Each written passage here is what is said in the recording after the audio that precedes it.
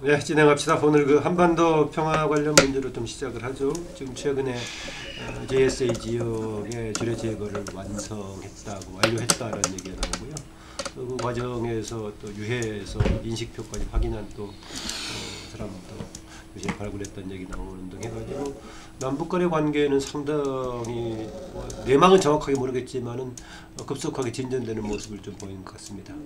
반면에 국제적인 환경에 대해서는 정부 쪽 평가하고 또 비판적인 평가하고 다르긴 한데 국제적인 환경은 그렇게 조금 여유 있게 진행이 되는 것 같아 보이지는 않는데 이거 어떻게 진단하고 계시는지 좀 들어보겠습니다. 홍 수장님 먼저 하시나요?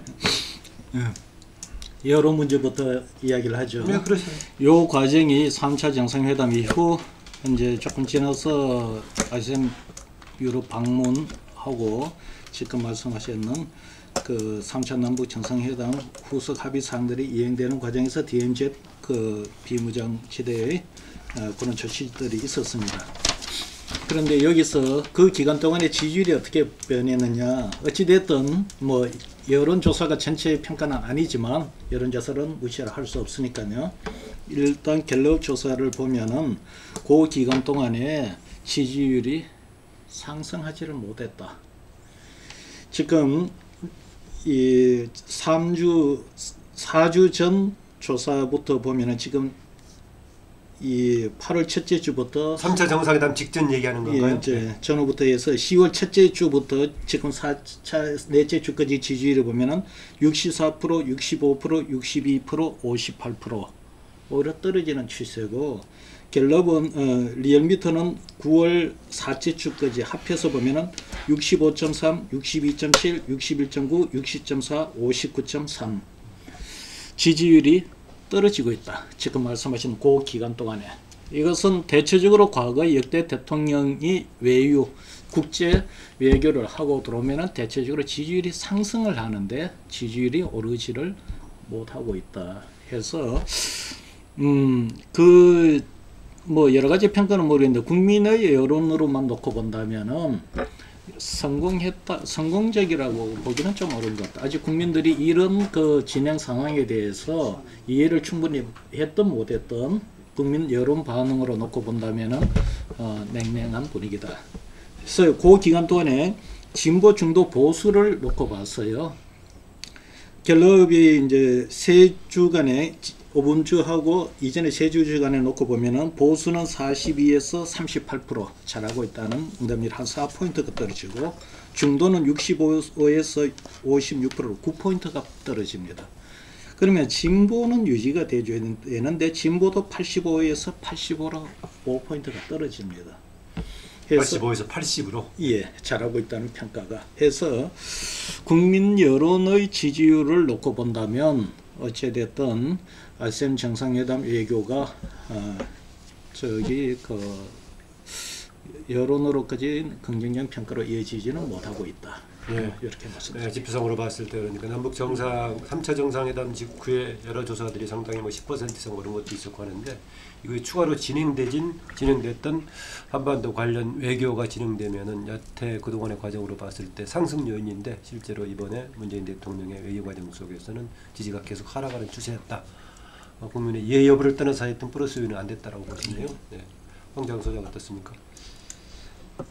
제가 볼 때는 지금 지지율이 문정권에 크게 의미가 있는가 이렇게 보고 있습니다. 왜 그런가 하면 지금 돌아가는 상황을 경제나 그 다음에 이제 안보, 그 다음에 이제 문정권이 유일하게 우위를 가졌다라고 이야기를 할 수 있는 부분이 뭐 기회균등이나 이렇게 공정한 과정, 결과적 정의 이런 부분에 대중들이 그래도 다 문제가 있더라도 그런 걸 지향하니까 지지한다 했는데, 이번에 이제 무슨 그 취업 비리, 고용 세습 문제에서 그런 본질적인 부분, 한국의 이 공정함의 척도가 군대 가는 것 무슨, 그 다음에 대학 들어가는 거, 입사하는 거, 그 기본적인 세 가지가 핵심이잖아요. 그래서 그런 쪽에 그런 부분조차도 이 비정규직의 정규직화라는 캐치프레이즈가 이루지 못했다 이래 되고 있고, 지금 대부분 문제는 저는 환상의 늪에 빠져 있다고 봅니다. 유럽이 지지해 줄 거다. 교황이 북한에 갈 거다. 저는 갈 리도 없고 지지해 줄 리도 없다고 보고 있습니다. 아, 유럽 지지 교황 방문 두 개 다요. 뭐 100% 그렇다고 보고요. 그 다음에 미국 회담 부분도 제가 안 된다고 몇 번 이야기를 했지 않습니까? 연말 전에. 그런데 미국이 딱 뒤로 미뤄서 내년까지 지금 미루고 있지 않습니까? 그 다음에 종전선언 부분에도 큰 착각을 하는 게 이제 종전선언을 일단 한번 드셔봐 했다가 아니면 취소하면 된다 이런 식으로 나오다가 이제는 또 뭐라고 합니까? 밑에 장성급 회담에서 장성들끼리 사인하고 나중에 또 사인하면 된다고 또 말을 바꾸고 있어요. 그러면서 대통령부터가 낙관주의로 잘 될 거다라고 이야기를 하고 있어요. 주변에서 봤을 때는 거의 동맹 가는 파탄이 나고 불신이 이렇게 벽을 쌓아서 산이 됐고 그 다음에 지금 한미 간에 심각하다고 보죠? 심각하다고 보죠. 그 다음에 북한하고의 부분에서도 북한도 지금 짜증을 내고 있어요. 연말까지 여러 약속들을 했다가 잘 안 되니까 굉장히 짜증을 내는 국면이고 중국도 미국하고 무역 전쟁에서 지금 위기감을 느껴서 일본한테 손 내밀어서 지금 아베가 간 이런 상황인데 이런 부분을 근거 없는 기이한 낙관주의로 일관하고 있다고 보고 있고요. 그 다음에 가장 큰 문제는 경제 붕괴에 대해서 지금 수습을 할 능력을 상실했다. 그래서 아래 기껏 내놓은 게 유류세 인하 같은 부자 감세나 그 다음에 무슨 불 끄는 사람 뭐 등 5만 9천 명 이런 이야기를 하고 있는데요. 제가 볼 때는 이 정권이 어디서 누군가가 체계적으로 이 사태를 수습할 능력을 잃어간다. 그렇기 때문에 지금 뭐 되는 것 같아도 제가 볼 때 한 6개월 뒤에는 거의 5만 분야에서 다 무너지면서 퇴각하는 상황으로 벌어질 거다 이렇게 보고 있습니다. 네, 전국 운영 국내 정책 관련 좀 조금 이따 한 대목 따로 해서 보기로 하고요. 지금 한반도 평화 관련 진행되는 것, 국내 진전되는 속도에 비해서 외적 환경은 조금 다양한 해석이 나오고 있는데 어떻게 봐야 될 것인가 그런 얘기입니다. 유창순 박사님. 뭐 다시 시간이 좀 이제 걸리는 분위기로 좀 가는 것 같아요.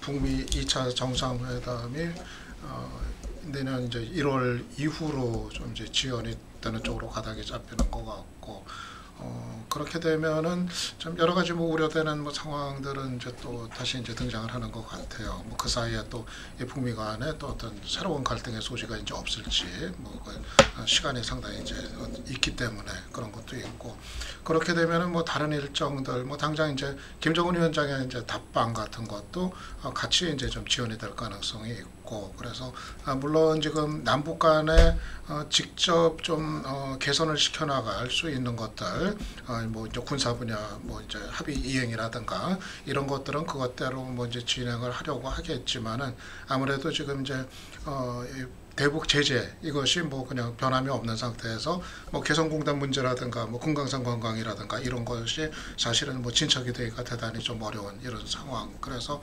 아마 좀 지금 결국은 지금 뭐 미국은 뭐 여유를 갖는 모습인 것 같고, 그러니까 급할 것 없다. 일단 북한의 어떤 핵 통제는 뭐 어느 정도 지금 이루어진 상태다.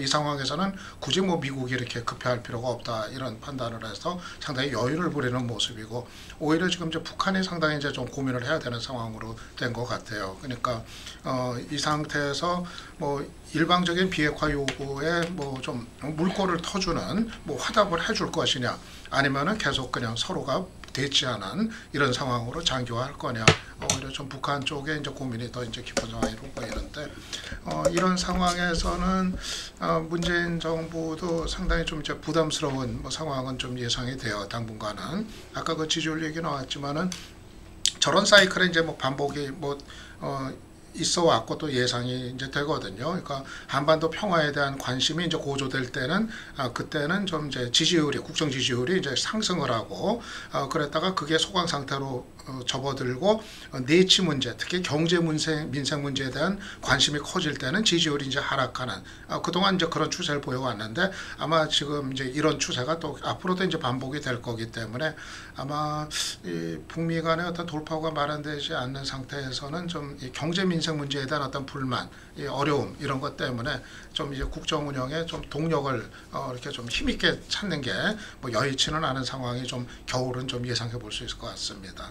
김능구 대표가 한반도 평화 관련은 특히 남북 정상회담 등을 포함해가지고 상대적으로 네 패널 중에서 희망 섞인 전망을 했던 걸로 제가 기억하는데, 예. 그 예상대로 진행이 되고 있습니까? 어떻습니까? 제가 작년부터 그 이야기를 했고, 특히 올 초에 이 김정은 위원장의 어떤 그 신년사 이후에는 네. 이 완전히 방향을 그렇게 잡았다. 그리고 이것은 북한만이 아니라 그 당시에는 언론에 이렇게 그 보도는 안 됐지만 제가 듣기로는 이미 미국도 미북 간의 그 협의가 네. 그 핵실험과 그 서로 간의 그 격한 말들이 그 트럼프와 김정은 사이에 오고 갔잖아요. 그 와중에서도 있었다. 그게. 그래서 이 올해부터는 아마 평화 대장정이 시작될 것이다. 근데 그 부분이 어쨌든 간에 뭐 이 순풍이 돛단 듯이 바로바로 이렇게 진행되지는 않고 누구나 다 인정하듯이 그 디테일은 상당히 그 어려운 역경을 거칠 수밖에 없다. 이런 이야기를 했고 그것이 지금 우리 눈앞에 보여지는 거 아닌가 이런 생각을 합니다. 그대로 큰 방향은 가고 있다. 가고 있다. 그리고 제가 최근에 그 바른미래당 손학규 대표라든지 네. 또 그 자유한국당 그 김병준 비대위원장이라든지 네. 이런 분들 인터뷰를 하면서 보면 거기서 느낀 거는 이 평화의 어떤 이 대세, 흐름 이 부분은 본인들도 당연히 동참하고 그 부분에 대해서는 이 잘 되길 바란다. 손학규 대표는 최근에도 공개적으로 뭐 지지하는 쪽으로 예, 이야기했죠. 그런 네. 그 입장이에요. 그게 자유한국당에서는 우리가 평화를 바라지 않는 건 아니다. 다만 그 부분을 제대로 가자는 이야기다. 이 문정부가 너무 조급하다. 뭐 이런 이야기를 하는 거거든요. 저는 야당으로서는 충분히 그 지적할 수 있는 이야기인데 지금 자유한국당이 국민들한테 보이는 모습은 반대를 위한 반대. 예를 들면은 우리가 태극기 부대라고 상징하는 아예 문재인 정부 자체를 인정하지 않으려고 하는 그런 부분과 결합되어 있는 이미지를 비치기 때문에 그게 문제다. 그래서 그 부분들을 이 차제에 이 평화 부분에 대한 여러 가지 이렇게 자기들의 메시지에서 이렇게 상당히 감안해서 해야 될 거다. 뭐 이런 이야기를 제가 나눈 적이 있는데 그래서 제가 볼 때는 어쨌든 국내에서 금방 말씀하신 여론조사에서 뭐 이렇게 이 지지율이 한 65%로 빠지고 어쨌든 이런 부분들이라 했는데 65%도 아래로 내려갔죠. 58%로 근데 다시 볼게요. 어쨌든 간에 국민들이 이 평화의 어떤 그 대흐름 이 부분에는 찬성 안 할 수가 없죠. 예? 전쟁이라면 전부 끔찍한 거니까 전쟁을 막고 이 핵을 가지고 사는 부분들 어땠든 간에 달래가지고 그 부분들을 이렇게 뭐 통일은 이후의 문제고 그거를 이 전쟁 없는 그런 평화 정착을 하려면은 어쨌든 지금 때를 놓치면 안 된다. 이런 부분들이 이제 다들 저는 있다고 봐요. 네. 그런 가운데서 문재인 정부가 지금 이제 우리가 이게도 썼지만 속도전을 내는 것 같이 보이는 거. 이 부분들은 지금 국제 정세가 지금 미국의 트럼프의 어떤 생각들 이런 부분에 우리의 운명이 좌지우지 돼서는 안 된다. 그래서 조금의 어떤 룸이 생겼더라도 그 부분을 갖다가 이렇게 현실적으로 공고히 하는 거. 예를 들면은 이런 방향을 잡고 나가는 거 아닌가. 어떻게 말하면은 그 평양선언하고 군사합의서를 비준한 거. 예를 들어서 뭐 법리적인 걸 떠나서 그런 부분 할 때는 어쨌든 이 야당과도 좀 이렇게 이 상의를 하고 해야 되는데 그런 점에서 이렇게 좀 믿지 못하고 그 믿지 못한다는 것은 자신감이 상당히 좀 결여되어 있다고 봐요. 그래서 그런 점에서 조금은 속도전을 벌리는 건 게 국제정세에 이렇게 일희일비하지 않고 어떤 평화를 이렇게 흐름을 잡아 나간다. 이건 좋은 이야기인데. 오히려 지금 국제적인 환경에서 오히려 그렇게 하는 게 필요하다고 보시네요. 예, 저는 필요하다고 보죠. 필요하지만 그것이 야당하고는 우리 국내에서 야당하고는 그 부분에서 소통은 제대로 해야 된다. 혹시 반대하더라도 저는 그 과정을 거쳐야 된다 이거죠. 네. 예. 황 소장이 먼저 주문해서 그 다음에 송 소장. 몇 가지 이 정권의 논리 중에서요 국민을 좀 바보로 몰아가는 게 있어요. 하나는 전쟁과 평화냐는데 문정권이 들어서기 전에 무슨 언제 전쟁 위기가 있었습니까? 북한이 핵 가지고 위협을 하고 이러니까 미국이 그걸 막는다고 해서 그런 부분이지. 제가 볼 때 지금 북한하고의 관계를 저런 식으로 안 하면 전쟁이 마치 생긴다라고 양자택일을 이야기하는 거는 그럼 북한이 이러거나 저러거나 전쟁하고 싶으면 북한이 하는 거죠. 그럼 상대의 예를 들어 선의에 기대어서 모든 걸 다 내주자면서 전쟁이냐 반대냐라고 국민들을 몰아가는 것은 그건 좀 우스운 부분이라고 봅니다. 진짜 전쟁 해보자 하면 할 수 있겠어요? 그래서 그렇게 이 몰아가는 부분 좀 아니라 보고, 그 다음에 다른 하나는 지금 이 흔히 하는 이야기가 통일하면 한국 경제가 살아나고 북한에 있는 엄청난 히토류나 경제적 이 광물 이런 것들이 도움이 된다는데, 그게 돈이 될 것 같으면 북한이 중국이 벌써 뭐가 다 했지요. 그래서 인프라도 없는 저 땅에 중국에도 다 있는 광물을 가지고 뭐가 나올 것처럼 이 좌파들이 하는 통일하면 경제적으로 도움이 된다. 그게 아니라 독일도 한국보다는 훨씬 나았는데도 통일하고 20년을 헤맸는데, 한국은 북한하고 통일하면 아마 제가 볼 때 수습 불가능 상황이 될 거라 봅니다. 단기적으로. 그 다음에 세 번째로, 통일하면 북한 핵이 우리 거다.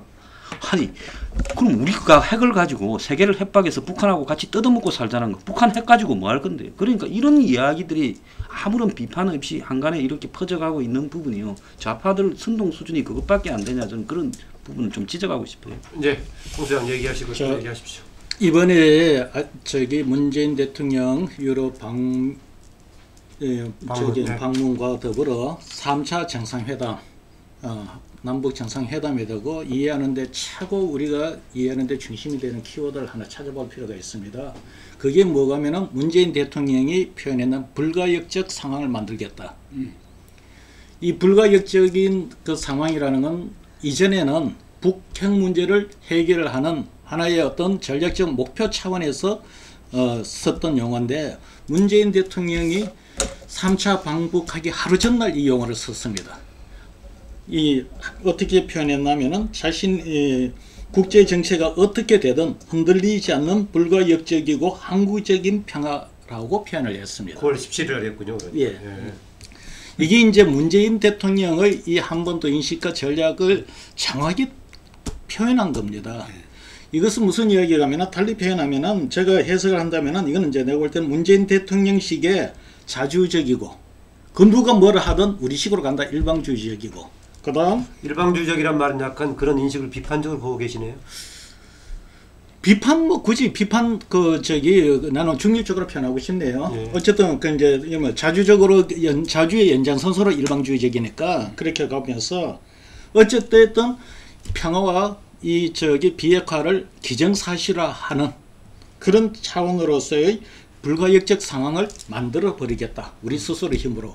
이것을 천명을 하고 3차 회담하러 하루 전날 갔습니다. 그 이후에 쭉 일관된 행보가 보면 그렇습니다. 사실 이번에도 지금 유럽 방문을 보면은 프랑스 대통령이죠. 만나서 이 지금 전략적 선제적 규제를 먼저 완화를 좀 해달라. 비핵화를 유도하기 위해서 굉장히 전략적으로 앞서가는 발언을 했었습니다. 그러다 보니까 그러면서 이제 또 그 동북아 안보 체제 이야기까지 꺼냈습니다.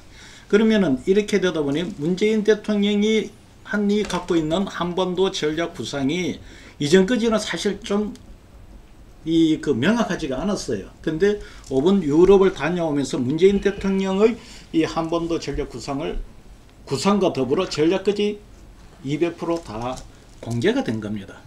이거를 제가 볼 때는 우리나라 내부에서의 보수 진영, 그리고 이제 전통적 우방이라고 할 수 있는 미국이나 이런 쪽에다가 어떻게 받아들였을지에 대해서는 이제 언론에 나오듯이 논란이 되고 있는 거죠. 그래서 저는 그 3차 남북 정상회담 이후 이 문재인 대통령의 그 한반도 비핵화 평화체제를 팔아가는 이 전략의 흐름이 명확하게 정확하게 틀이 잡혀가면서 이제 새로운 그 논의가 벌어지고, 그러고 마지막으로 언급하고 싶은 거는 사실 이 남북 비핵화 평화체제 논쟁은 국민들 입장에서는 상당히 감성적으로 받아들여지고 좀 논의가 그 복잡한 구조가 있다 보니까 이해하기가 좀 어려웠던 부분이에요.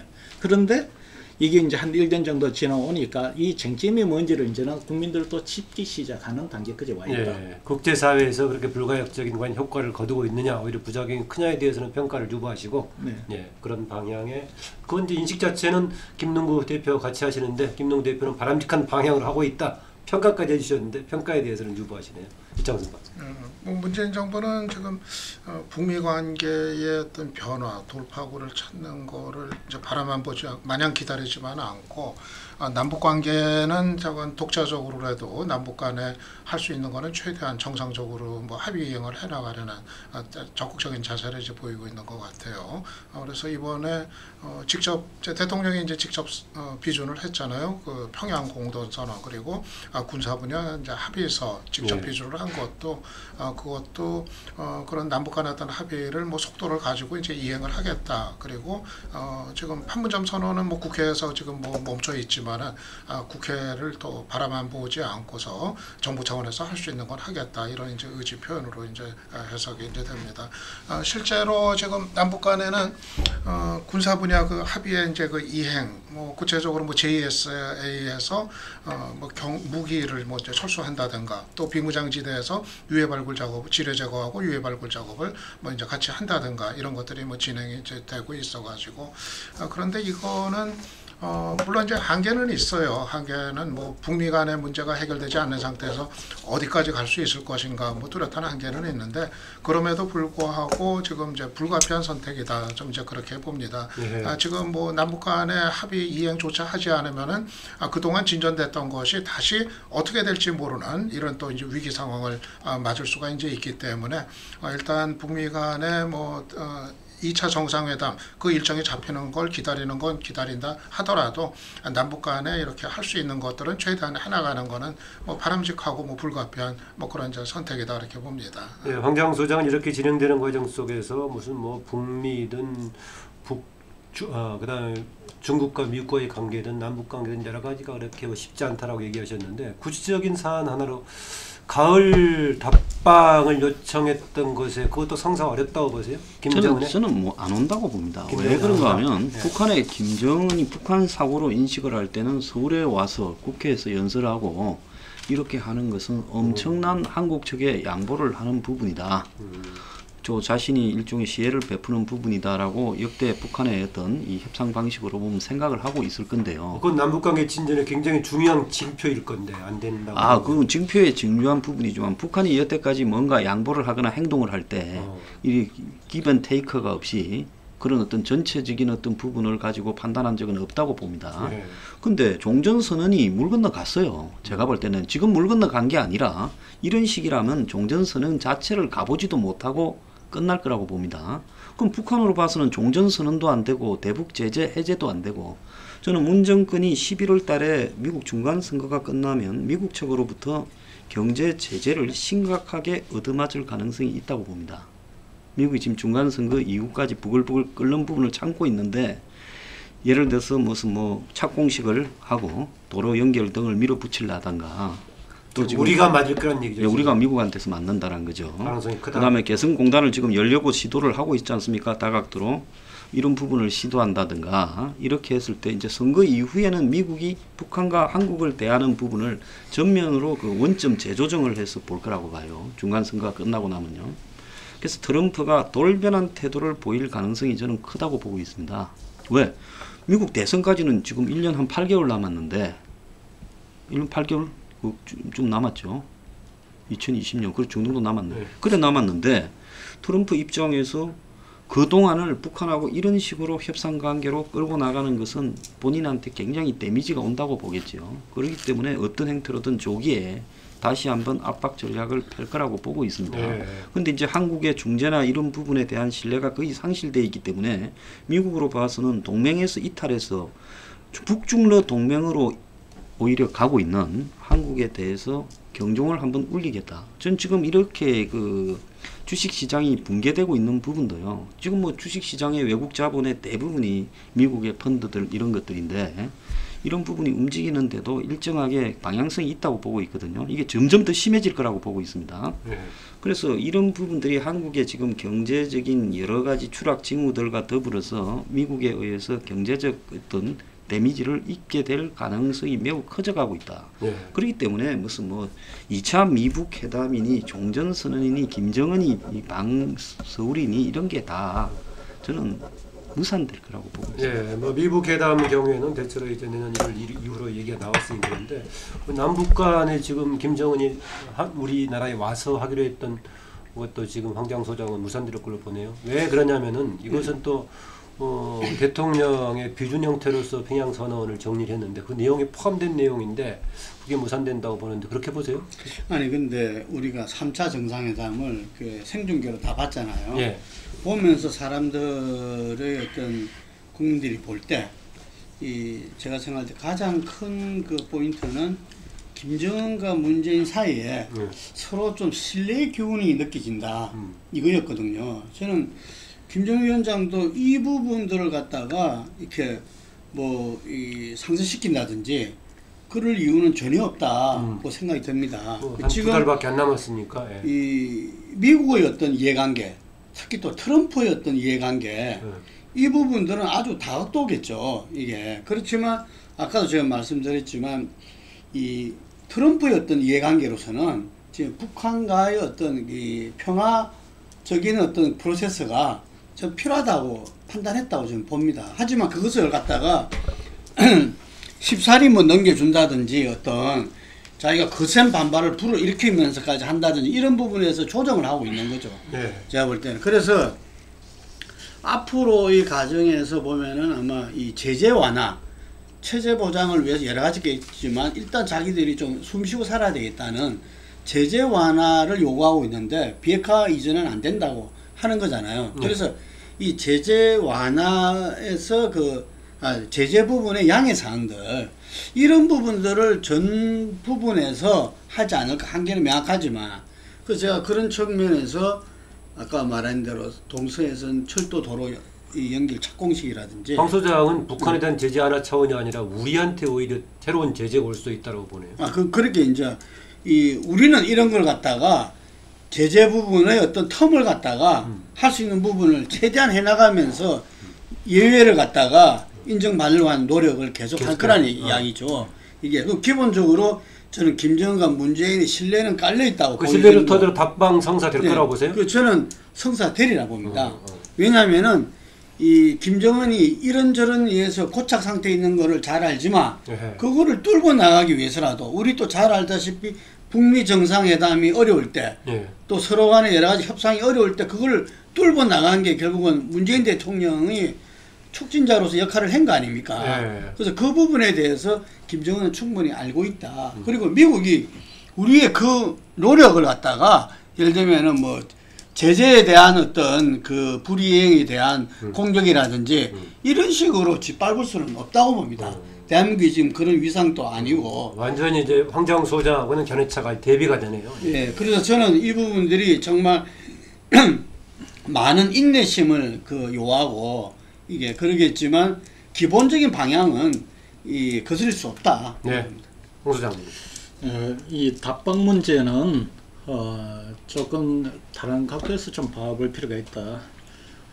전번에도 한번 지적했습니다만은 이 답방 문제는 김대중 대통령 방북 이후, 노무현 대통령 방북 이후도 계속 논란이 나왔지만 결국 성사가 되지 않았지 않습니까? 우리나라의 대통령은 5년 임기 단임제지만 북한의 지도자는 종신제입니다. 그래서 북한의 지도자가 남한에 온다는 것하고 남한의 대통령이 북한에 가는 것은 성격이 전혀 다릅니다. 그야말로 북한의 지도자가 남한에 온다는 것은 실질적인 해결에 준하는 해결하는 그에 준하는 중대한 어떤 그 계기가 수반이 되어 움직일 수가 있지 우리나라 대통령이 북한에 가는 것만큼 그렇게 쉬운 게 아니라는 거고요. 두 번째, 지금 우리나라 보수 또는 미국과 현 정부와는 좀 인식차가 큰 것 같습니다. 사장님이 문재인 대통령이 중재자 역할을 이야기를 했는데 지금 요 근처에 보면은 미국에 있어서 그 역할에 대해서도 조금 다른 시각을 갖고 있지 않느냐. 미국은 지금 김정은 북한에 대해서 오랜 기간 동안의 제재를 통해서 협상에 안 나올 수 없는 상황으로 만들어가고 있는 거고 그 시점에 대해서 나오는 거고 그런 과정에서 보는 거고 이것이 어차피 문재인 대통령이 아닌 누구라도 어느 시점이 되면은 이 협상이 나올 수밖에 없다고 보고 있는 것 같아요. 반면 문재인 대통령은 그 과정에도 이 한반도에서의 그런 어떤 극한 대치로 인한 리스크를 줄이기 위해서 적극적으로 중재를 하고 나섰지만, 그러다 보니 미국 입장에서는 이제 그 오랜 기간 동안 정제를 통해서 이제는 최대한 압박을 해서 사실상 이번에는 해결책을 받아내야 되는 상황인데, 여기에 두고 이번에 정리를 하는데, 여기에 두고 이것이 협상이냐 규제냐의 논쟁이 아니고 지금 협상할 때냐 아니냐는 그걸 고민하는 것 같아요. 그러다 보니 미국은 계속 이것을 어떤 형태로든 지도자 간의 그 레포는 좋은 쪽으로 분위기를 띄워가면서도 협상 부분에 있어서만큼 엄청 엄격하게 지금 좋아오는 게 아닌가. 네. 네, 그러다 보니 이런 기류에 두고 만약에 이 김정은 국방위원장이 연내에 방안을 한다면은 이것조차도 뒤집을 수 있는 결심이 서면 넘어올 수 있겠죠. 아직 뭐 상황은 유동적이다라고 보고 있네요. 네. 판단 역시 유보하셨고, 정선 박사님. 글쎄, 답방 문제는 이게 보도의 뭐 진짜 정치적인 어떤 결단과 판단의 문제일 것 같아요.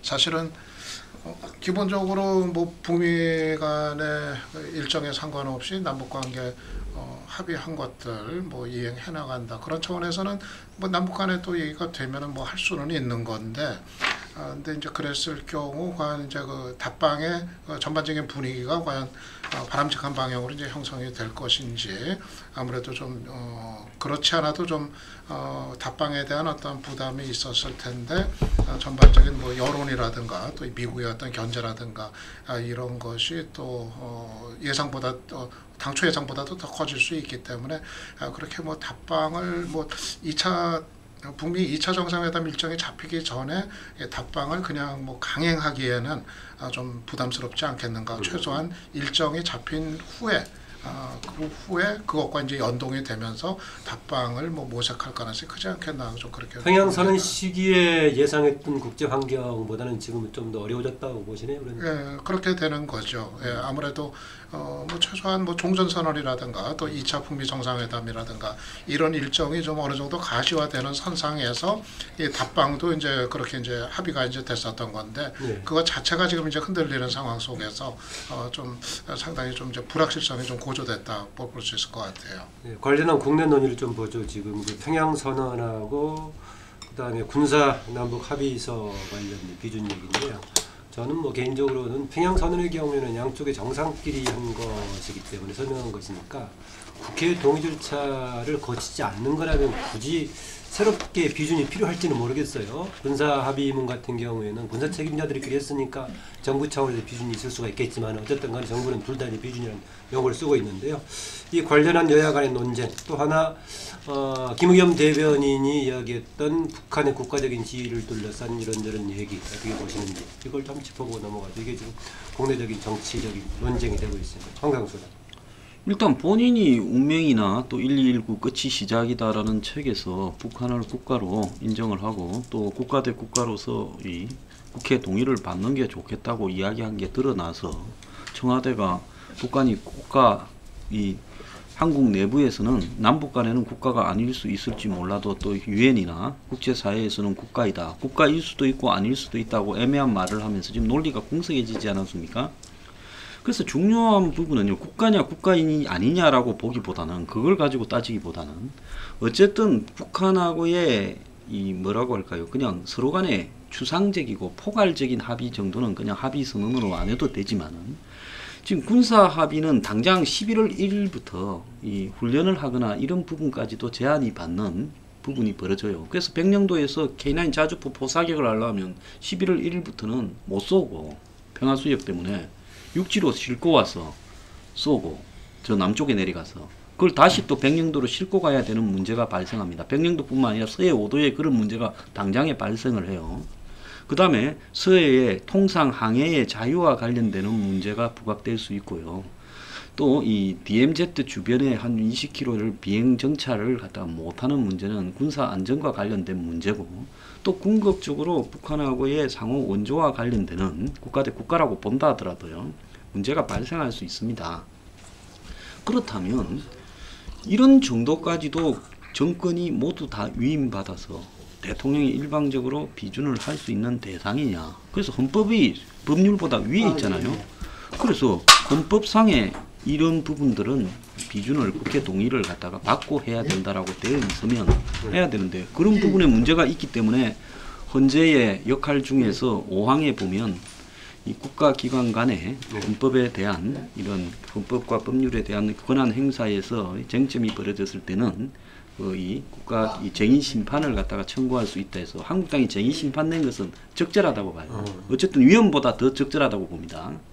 그렇기 때문에 민주주의 국가는 설사 무슨 평화와 번영으로 가는 길에 있어서 너무 세세하게 따지지 말고 큰 틀에서 좀 통 큰 이런 이 결단을 해줬으면 좋겠다고 청와대 대변인이 국회에 이야기를 하지만 어떻게 민주주의 국가에서 그런 추상적이고 이렇게 관용적이면서 감성적 용어로 국가를 통치합니까? 법률과 철저하게 헌법에 의해서 국가를 통치해야 되는 거죠. 그래서 지금 이런 부분이 논란이 되고 있다라는 부분만이라도 지금 크게 문제가 됐으면 정권은 이런 부분을 좀 유보하고요. 비준을 유보하고 그러면 이 부분을 어떻게 해석하느냐고 정권이 헌법재판소에 유권을 해석을 의뢰할 수도 있지요. 이 법률과 헌법 간의 관계 말입니다. 지금 남북관계발전법은 법률로 존재하고 헌법 60조 1항은 국가 대 국가의 조약을 맺을 때 국회 동의를 받아야 되는 부분을 명시를 하고 있고 또 북한을 국가로 봐야 되느냐 아니냐라는 헌법에 있어 영토 조항과 실질적인 북한과의 거래 이 부분이 다 혼란스러워요. 그러면 이런 부분들을 헌재에다가 이렇게 물어서 헌재의 판단에 따라서 교통 정리를 한 다음에 해야지. 법제처는 정권의 딸랑인데 법제처가 문제 없다고 한다고 그걸 덜렁 저렇게 해버려 가지고 몰고 갔다가 나중에 이걸 어떻게 수습하려고 이러는가. 그렇기 때문에 저는요. 이 국가 운영은 감성이나 추상적인 언어가 아니라 헌법과 법률에 의해서 국가 운영을 하는 것이 민주적인 정부라고 보기 때문에 지금 논란이 벌어졌다 하면 중단하고 헌재의 판단을 기다리고 그 다음에 하는 게 맞죠. 정부의 이제 그 지금 여러 가지 운영 방식도 문제 삼았는데 황 소장은 그러니까 판문점 선언, 평양 선언보다는 오히려 남북 군사 합의서가 중요하게 지금 국회 동의를 받아야 될 사안이라고 개인적으로 판단하죠. 예, 그 판문점 선언에서 오히려 군사 합의서 말고 나머지 부분은 굉장히 추상적으로 이렇게 줄여서 언급해 놨기 때문에요. 그건 뭐 그냥 합의로서 이렇게 할 수 있겠지만 나머지 군사 합의서는 국회 동의를 받아야 된다. 정선 박사님. 근데 그거는 뭐 이미 뭐 법적인 근거는 뭐 설명이 된 것 같아요. 설명이 된 게 아니고 논란이 벌어져 있죠. 어떻게 그게 설명이 되냐? 남북 관계 유 박사님 볼 때는 설명이 됐다고. 일단 뭐 남북 관계 발전 뭐 이제 기본법 21조에 그러니까 두 가지 경우 제외한 거, 그러니까 뭐 국회 입법 사항이라든가 또 이제 막대한 뭐 이제 재정적인 부담을 지우는 거, 뭐 이것이 아니면은 뭐 대통령이 직접 비준을 뭐 할 수 있게 그렇게 이제 돼 있기 때문에 글쎄 뭐 이제 그 부분에 대해서는 뭐 일단 법적인 근거 위에서 뭐 대통령이 이제 직접 비준을 한 거기 때문에 그 자체가 뭐 문제가 될 건 없다 이제 뭐 그렇게 이제 봅니다. 그리고 전 그런 상황이 글쎄 뭐 이렇게 최상의 뭐 선택이라고 생각을 하지는 않는데 근데 지금 뭐 국회에서 뭐 그 판문점 선언 동의안도 뭐 지금 뭐 처리가 되지 못하는 상태가 뭐 내내 계속되고 이제 그런 상황에서 지금 뭐 국회만 바라보고 있다가는 뭐 하나도 뭐 지금 남북 간에 합의된 것이 어떤 뭐 이제 진척이 될 수 없는 뭐 그런 이제 상황 뭐 거기서는 뭐 법적인 근거가 있다고 한다면 뭐 충분히 이렇게 할 수 있는 거다 이제 그렇게 이제 봅니다. 황 소장은 이제 헌법까지 관련해 가지고 더 다른 판단이 요구되는데 법적 해석만 가지고 해서 되겠느냐라는 문제제기인데요. 네, 김동구 대표. 그 바른미래당의 김관영 원내대표가 법조인 출신인데 아마 그분한테 이 자문을 받아서 손학규 대표도 이야기한 것 같아요. 이 말하자면 판문점 선언과 그 이 평양 선언 둘 다 국회 비준 동의 대상은 아니다. 그래서 이전에도 판문점 선언 그 이렇게 비준 동의를 국회에 보냈을 때, 김관영 대표 보낼 때 그 뭐 보낼 필요 없다. 지지 결의안 정도 요구했었죠. 그렇죠. 뭐 그런 그 이야기였고 지금 또 우리가 이제 아까 말한 대로 헌법과 그 남북 관계 그 발전법 그 이 부분에서 오는 그런 모순적인 상황이 그 남북 관계는 얼마든지 저는 있다고 보여집니다. 그래서 왜 그랬는가 이걸 좀 읽어줘야 된다. 문재인 대통령이 왜 이 비준 강행을 했느냐. 저는 그런 것 같아요. 이 문재인 정부가 어쨌든 노무현 이기다, 이게 비욘드 노무현이다 이랬을 때 여러 가지 부분이 있겠지만 그 중에서 그 남북관계 14 공동선언을 그 해냈음에도 불구하고 그 후 10년간 오히려 뒷걸음질했다 하는 부분들이 이 부분들을 제도화해야 되겠다. 남북관계 그 정상간의 그 공동선언이나 이런 부분들을 제도화해야 되겠다에 대한 굉장히 강한 어떤 의지가 보이는 부분이다 이렇게 생각해요. 제도화 이렇게 제도화해야 되겠다는 이런 부분들. 그래서 이 본인이 생각할 때는 어떤 판문점 선언 같은 경우는 뭐 재정이 투입되기 때문에 당연히 이거는 비준 동의를 받아야 되지 않나 해서 그 보냈을 것 같고, 이번에는 평양 선언은 판문점 선언의 어떤 부속 합의서 이렇게 생각들이기 때문에 그럴 필요가 없다고 이렇게 생각을 하신 것 같은데, 저는 이 논쟁이 상당히 이 법리 논쟁은 국민들한테 상당히 피곤하다. 지금 경제도 안 좋고 희망적이만 봐도 그런데 지금 계속 이런 법리는 피곤하다. 그러면은 그런 제도화해야겠다는 의지는 이해하지만 제가 아까도 말씀드린 바와 같이 야당의 존재를 갖다가 없는 걸로 생각해서는 안 된다.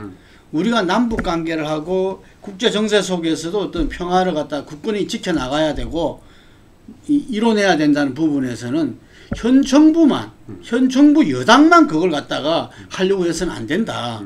자기가 처음 취임 첫날 말한 것처럼 맨 처음에 그 국회 하러 가기 전에 한국당 당사 들렀다 갔잖아요. 그래서 이런 정보도 야당하고 100% 공유를 하고. 그래서 정우택 대표 만나고 갔죠. 예, 100% 공유를 하고 거기에서 설사 반대가 있고 비판이 있더라도 함께 가는 모습을 보여줘야 된다. 그런 점이 지금 부족하다. 예.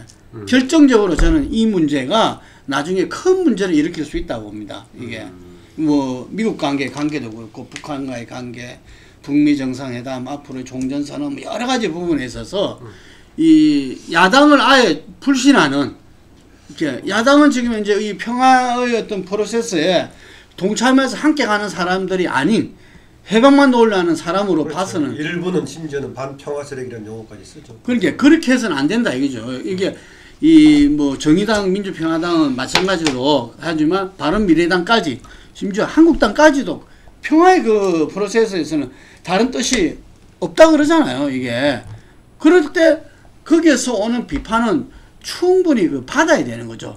오히려 이 일을 제대로 해나가기 위해서라도. 김동구 대표가 지금 주문하는 그런 행보는 누가 해야 되는 겁니까?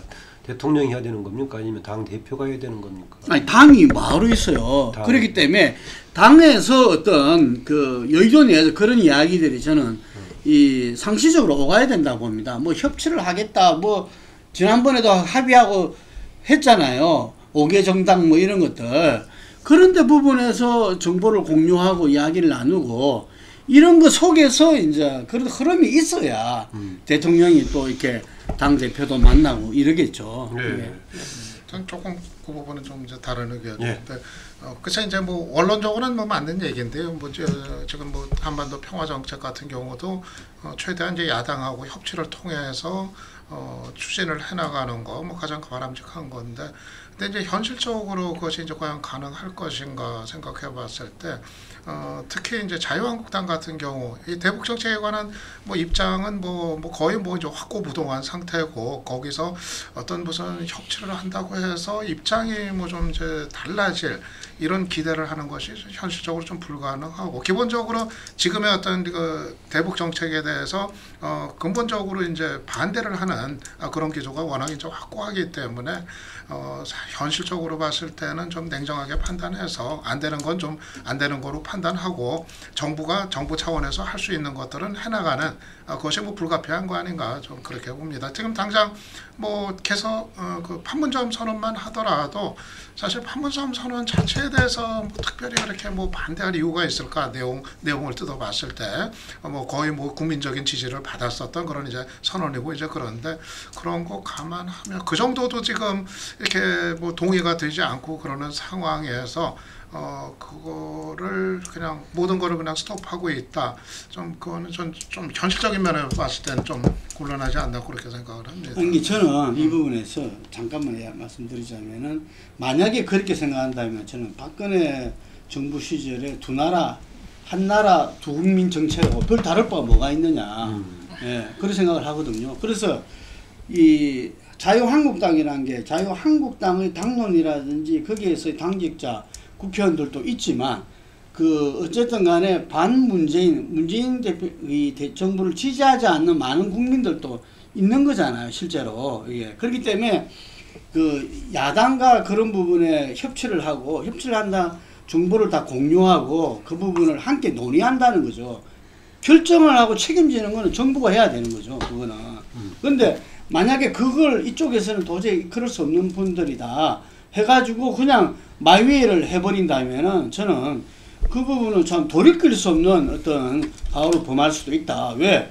자유한국당이 거기 있는 사람들, 의원들이나 그게 국한되지 않거든요. 그러면 아까도 말씀드렸지만 우리 국민들이 평화를 원하는 국민들은 80% 이상이잖아요. 이게. 그렇기 때문에 그 부분과 함께 가기 위해서라도 야당과 지속적인 어떤 끊임없는 지난한 이 협치를 해야 된다고. 근데 요거는 조금 짚고 넘어가도록 하죠. 사실 이게 법적으로 이 비준을 과정을 거쳐야 되는지 이걸 떠나갖고 우리나라에서 남북 문제는 국민들로 봐서는 굉장히 예민하고 중요한 문제라는 것, 이건 하나 분명히 짚어야 될 문제고요.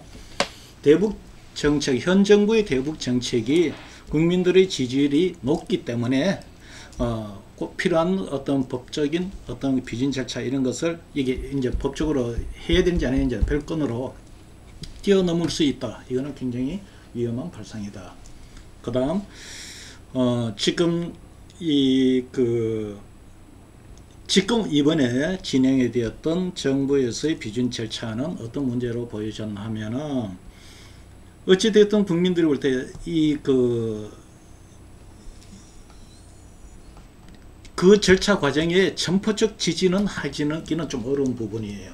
그러면은 결국 무슨 이야기가 하면은 대북 정책에 대한 공감대가 아무리 형성이 되어 있더라도 이런 그 절차를 밟으면서 대북 정책을 밀어붙이게 되면은 결국은 대북 정책 전체에 대한 지지율도 마이너스 효과가 올 것이다. 근데 이제 그럼에도 불구하고 문재인 대통령이 왜 이렇게 하느냐, 그건 아까 그래서 제가 말씀드렸는 게 문재인 대통령식의 불가역적 상황을 만들어가려는 하나의 전략적 과정으로 불가피하게 저는 이해를 한다, 이렇게 봅니다. 네, 뭐 얘기 듣고 보니까 지금 우리 특히 대북 정책 관련해 세 차원이 있네요. 문재인 정부가 주도하는 성격이 중간에 있다면은 아까 김동우 대표가 얘기하는 국민까지 어떻게 포괄할 것인가, 또 다 반학의 차원이 있고 또 국제 환경이 있고 하는데 세계가 바람직한 방향으로 잘 엮어져 있지. 네, 황장우 소장. 지금 본인 입으로 대통령이 자기 임기 내에 완전히 되돌릴 수 없을 만큼 대북 관계를 대몫을 받겠다고 이야기를 했고, 또 얼마 전에는 비가역적 대북 교류라는 표현까지 또 썼잖아요.